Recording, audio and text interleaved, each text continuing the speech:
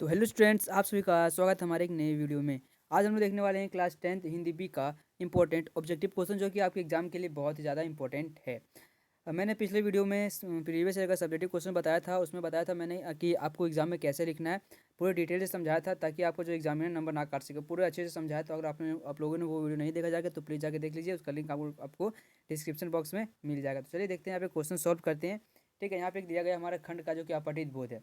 आपको क्या करना है, पैसेज को पढ़ना है और आपको खुद से एक बार सॉल्व करने का प्रैक्टिस करना है, क्योंकि वहाँ पे आपका कोई सॉल्व करने के लिए हेल्प करेगा नहीं। ठीक है, अगर अपना खुद का करना होगा तो आपको, तो प्लीज़ पढ़िए और प्रैक्टिस करिए। ठीक है, उसके बाद चलिए देखते क्वेश्चंस। आप क्वेश्चंस मिला लीजिएगा। ठीक है, तो यहाँ पे हमारा पहला क्वेश्चन दिया हुआ है कि इस गद्यांश में किस बात के प्रति सतर्क किया गया है। किस बात के प्रति इसमें जो है सतर्क किया गया है, तो कल किया गया है कल्पना के अतिरेक के प्रति, यानी कि ऑप्शन नंबर बी हो जाएगा हमारा करेक्ट आंसर।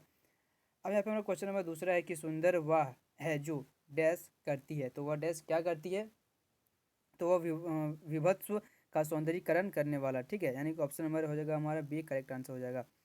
अब यहाँ पे हमारा क्वेश्चन नंबर है तीसरा। ठीक है, तीसरा, सबसे अधिक दंडनीय व्यक्ति कौन है। सबसे अधिक दंडनीय व्यक्ति कौन है, तो वो हो जाएगा हमारा कि यथार्थ का घिनौना रूप प्रस्तुत करने वाला, यानी कि ऑप्शन नंबर सी हो जाएगा हमारा करेक्ट आंसर।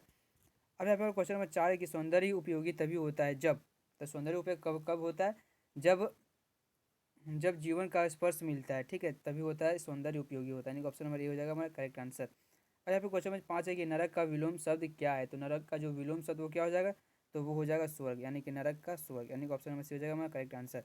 यहाँ पे एक बार फिर से पैसे दिया, तो आप इसको पढ़ लीजिएगा। तो इसका क्वेश्चन देखते हैं। यहाँ पे क्वेश्चन दिया हुआ हमारे कलम में, कलम को बड़ी शक्ति कहा गया है क्योंकि, कलम को क्यों कहा गया है कलम को बड़ी शक्ति, तो वह इसलिए कहा गया है क्योंकि उत्साह, उमंग, आत्मविश्वास आदि विचारों को जन्म देती है, यानी ऑप्शन बी हो जाएगा हमारा करेक्ट आंसर। और यहाँ पे क्वेश्चन नंबर 7 हमारा कि पैदा करती कलम विचारों के जलते अंगारे द्वारा कवि ने जिन विचारों की बात की है वे हैं, तो कौन से हैं, तो वो है हमारा कि निर्भीकता, जोश और साहस से भरे विचार।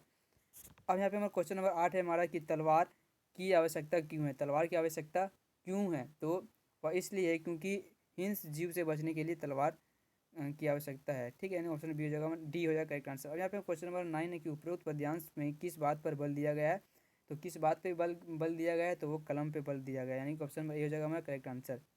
यहाँ पे क्वेश्चन नंबर 10 है हमारा कि निम्नलिखित में से कौन सा शब्द शब्द अग्नि का पर्यायवाची है। तो अग्नि का पर्यायवाची शब्द इसमें इसमें से कौन सा है, तो ऑप्शन यहाँ पे हम अंगारे, आग, अनिल। तो अनिल का मतलब क्या होता है, आग। ठीक है, सॉरी, बी हो जाएगा। ठीक है, आग का मतलब होता है अग्नि, यानी कि ऑप्शन बी हो जाएगा मेरा करेक्ट आंसर। अब यहाँ पे हमारा जो बहुत इंपॉर्टेंट जो किया है आपके इस वीडियो के लिए, खंड व्याकरण से, व्याकरण और आपके किताब से जो क्वेश्चन है वो बहुत बार रिपीट होते हैं, लेकिन जो पेसेज है वो आपका रिपीट नहीं होगा, वहाँ पे आपका चेंज पेसेज रहेगा, तो वो ज़्यादा इंपॉर्टेंट नहीं था, लेकिन ये जो बहुत ज़्यादा इंपॉर्टेंट, तो आप लोग प्लीज़ इसको ध्यान से देखिएगा और समझिएगा। देखिए यहाँ पे क्वेश्चन नंबर 11 की उपस्थिति शब्द में किस उपसर्ग का प्रयोग हुआ। तो ये उपसर्ग का मतलब क्या होता है, जो पहले आता है, जो पहले आता है उसे हम उपसर्ग बोलते हैं, जो बाद में आता है उसे प्रत्यय। तो उपसर्ग में क्या पहले आया उप प्लस स्थिति, यानी कि उप हो जाएगा हमारा उपसर्ग। ठीक है, ऑप्शन नंबर सी हो जाएगा करेक्ट आंसर। अब यहाँ पे क्वेश्चन नंबर हमारा 12 की लड़ाई शब्द में किस प्रत्यय का प्रयोग है। देखिए लड़ाई में पहले क्या लड़ाई प्रत्यय पूछा, तो यानी कि जो पहले आता है उपसर्ग, जो बाद में आता है वो हमारा प्रत्यय, यानी कि इसका जो हमारा आंसर है 12 का वो हो जाएगा ए, यानी कि आई। ठीक है, लड़ा, लड़ा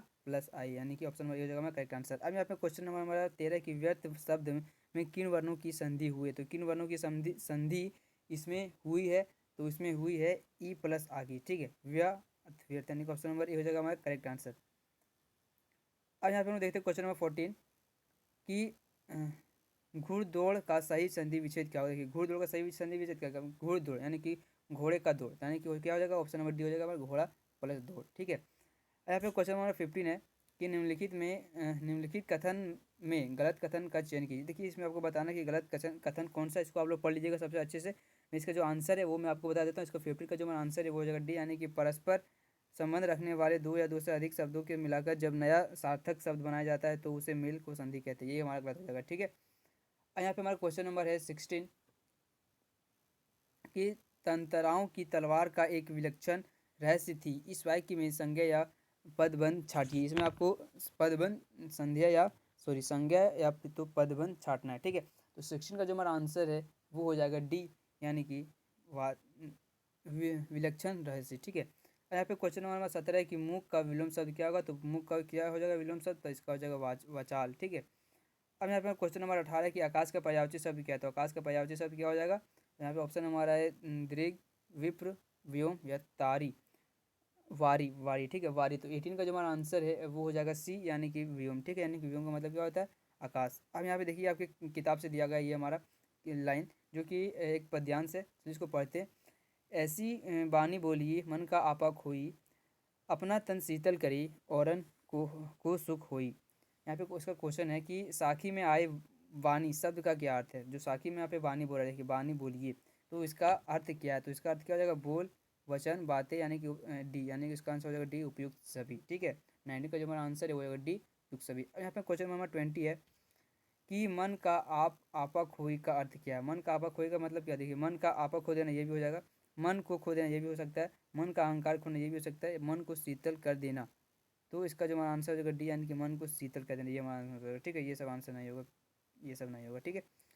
और यहाँ पर क्वेश्चन नंबर हमारा 21 है कि तन को शीतल करे से क्या आशा है। तन को शीतल करे से क्या आशा है, तो क्या आशा है, तो इसका आशा है कि तन को प्रसन्न करना है। ऑप्शन नंबर ए हो जाएगा हमारा करेक्ट आंसर। और यहाँ पे क्वेश्चन नंबर 22 है कि प्रस्तुत साखी में किस बात पर बल दिया गया है, तो किस बात पे बल दिया गया है, तो मीठे बोल बोलने पर बल दिया गया है, ठीक है। ऑप्शन नंबर बी हो जाएगा हमारा करेक्ट आंसर। और यहाँ पे क्वेश्चन नंबर हमारा 23 कि कबीर के अनुसार ऐसी वाणी बोलनी चाहिए, तो हमें कबीर के अनुसार कैसी वाणी जो बोलनी चाहिए, तो सबको सुख दे वैसी वाणी हम लोग को बोलनी चाहिए, ठीक है। यहाँ पे क्वेश्चन 24 हमारा दिया गया कि मनुष्यता में ईश्वर का साथ पाने वालों में सबसे बड़ा उदाहरण किसका दिया है, तो सबसे बड़ा उदाहरण किसका दिया है, तो वो दिया है महात्मा बुद्ध का, ठीक है। ऑप्शन नंबर ए हो जाएगा करेक्ट आंसर। अब यहाँ पे देखते हैं क्वेश्चन 25 की महाविभूति का क्या अर्थ है, तो महाविभूति का हमारा जो अर्थ है वो 25 का जो हमारा आंसर है वो हो जाएगा डी, यानी कि देश का राजा, इसका मतलब होता है महाविभूति, ठीक है। और यहाँ पे हमारा क्वेश्चन नंबर 26 है कि मनुष्यता कविता के आधार पर बताइए कि मनुष्य को अपने चुने हुए मार्ग पर किस तरह चलना चाहिए, तो किस तरह चलना चाहिए, तो खुशी से चलना चाहिए, ठीक है। ऑप्शन नंबर डी हो जाएगा हमारा करेक्ट आंसर। और यहाँ पे क्वेश्चन नंबर 27 हमारा है कि कबूतर को बचाने के लिए अपना मांस किसने दिया था, तो किसने अपना मांस दे दिया था कबूतर को बचाने के लिए, तो वह दिया था उसी नर के राजा सीबी ने दिया था, ठीक है। ऑप्शन नंबर बी हो जाएगा हमारा करेक्ट आंसर। अब यहाँ पे हमारा क्वेश्चन नंबर है, एक सेकेंड, अरे यार सॉरी, ठीक है। यहाँ पे क्वेश्चन नंबर 28 हमारा है कि पावस पावस ऋतु भी पर्वत प्रदेश पल पल परिवर्तित प्राकृतिक वेश, इन पंक्तियों में किस ऋतु की बात की गई है, तो किस ऋतु की बात की गई इस पंक्ति में। 28 का जो हमारा आंसर है वो हो जाएगा बी, यानी कि वर्षा ऋतु की बात की गई है। ऑप्शन बी हो जाएगा हमारा करेक्ट आंसर। और यहाँ पे क्वेश्चन 29 है कि पर्वत प्रदेश में पावस पर्वत प्रदेश में पावस कविता में तालाब में से किसका प्रतिबिंब झाँक रहा है, तो किसका प्रतिबिंब झाँक रहा है, तो 29 का जो हमारा आंसर है वो हो जाएगा डी, यानी कि पर्वत का। ऑप्शन में डी हो जाएगा करेक्ट आंसर। अब यहाँ पे क्वेश्चन 30 हमारा कि पर्वतों की छाती पर बहने वाले झरने कैसे लग रहे हैं, तो कैसे लग रहे हैं पर्वतों की छाती पर बहने वाले झरने, तो वह लग रहे हैं मोतियों की लड़ियों के समान, मोती की लड़ियों के समान लग रही है, ठीक है। और यहाँ पे क्वेश्चन 31 नंबर के पर्वत प्रदेश में पावस कविता में कौन किसका गौरववान कर रहा है, तो कौन किसका गौरववान कर रहा है, तो 31 का जो हमारा आंसर है वो हो जाएगा ए, यानी कि झरने पर्वतों की, ठीक है, झरने पर्वतों का। अब हमारा क्वेश्चन 30 यहाँ पे दिया गया एक पैसेज, तो आप इसको पढ़ लीजिएगा, ठीक है।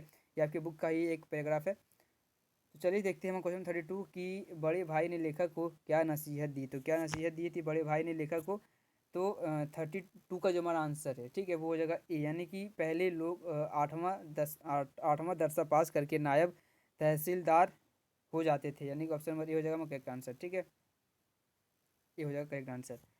अब यहाँ पे देखते हैं क्वेश्चन नंबर 33 कि बड़े भाई के अनुसार लेखक अपने दिल में क्या सोचता होगा, तो बड़े भाई के अनुसार लेखक अपने दिल में क्या सोचता होगा, तो यह सोचता होगा कि बड़े भाई को मुझे कुछ भी कहने का हक नहीं है, ठीक है। नहीं, ऑप्शन बी हो जाएगा हमारा करेक्ट आंसर। अब यहाँ पे क्वेश्चन 34 हमारा कि बड़े भाई की कौन सी बात लेखक के दिल में उतर गई, तो कौन सी बात लेखक के दिल में उतर गई थी, तो वह थी कि मैं तुमसे 5 साल बड़ा हूँ और इस अंतर को कोई नहीं मिटा सकता, ठीक है। ऑप्शन नंबर सी हो जाएगा हमारा करेक्ट आंसर हो जाएगा। अब यहाँ पर देखते हैं क्वेश्चन 35 की बड़े भाई के अनुसार व्यक्ति कब समझदार होता है, तो कब समझदार होता है व्यक्ति, तो वह समझदार होता है जब उसे ज़िंदगी का अनुभव होता है, तब समझदार होता है, ठीक है। ऑप्शन नंबर ए हो जाएगा करेक्ट आंसर। अब यहाँ पे क्वेश्चन नंबर 36 है कि वह जेहन किस काम का जो हमारे डैश की हत्या कर डाले, तो वह जेहन किस काम का जो हमारे डैश का हत्या कर दे। 36 का जो हमारा आंसर है वो हो जाएगा ए, यानी कि आत्मगौरव। वह आत्मगौरव किस काम का जो हमारे आत्मगौरव की हत्या कर डाले, ठीक है। और यहाँ पे क्वेश्चन 37 हमारा दिया है कि डायरी का एक पन्ना के अनुसार लेखक ने पढ़ना लिखना बिना स्कूल गई कैसे सीखा, तो कैसे सीखा पढ़ना लिखना, तो वह ऐसे सीखा कि स्वधा से सीखा। ठीक है, ऑप्शन वाइज होगा, करेक्ट आंसर हो जाएगा। यहाँ पे क्वेश्चन 38 है हमारा कि बड़े बाजार के मकानों पर क्या फहराया गया था। तो क्या फहराया गया था बड़े बाजारों के मकानों पर, तो उसमें फहराया गया था राष्ट्रीय झंडा, यानी कि ऑप्शन नंबर ए हो जाएगा करेक्ट आंसर। अब यहाँ पे क्वेश्चन 39 है कि कोलकाता में किस बात की खुशी मनाई जा रही थी। तो किस बात की खुशी मनाई जा रही थी, तो आघोषित स्वतंत्रता मिलने की खुशी में मनाई जा रही थी। ठीक, ऑप्शन में सी हो जाएगा करेक्ट आंसर। और यहाँ पे क्वेश्चन 14 है कि लरियाँ शहर में क्यों घुमाई जा रही थी। तो क्यों घुमाई जा रही थी, तो वह इसलिए घुमाई जा रही थी क्योंकि स्वतंत्रता सेनानियों का हौसला पस्त करने के लिए घुमाई जाती है। ऑप्शन नंबर डी हो जाएगा करेक्ट आंसर। तो यहाँ पे हमारा इंपॉर्टेंट ऑब्जेक्टिव क्वेश्चन कंप्लीट हो गया। नेक्स्ट वीडियो में हम लोग देखने वाले और भी क्वेश्चन जो कि आपके एग्जाम के लिए बहुत ही ज़्यादा इंपॉर्टेंट। तो गाइज, अगर आपके लिए यह वीडियो थोड़ा सा भी यूजफुल रहा तो प्लीज़ वीडियो को लाइक कर दीजिएगा, चैनल को सब्सक्राइब कर लीजिएगा। मिलते हैं फिर से एक नई वीडियो में, तब तक के लिए जय हिंद दोस्तों।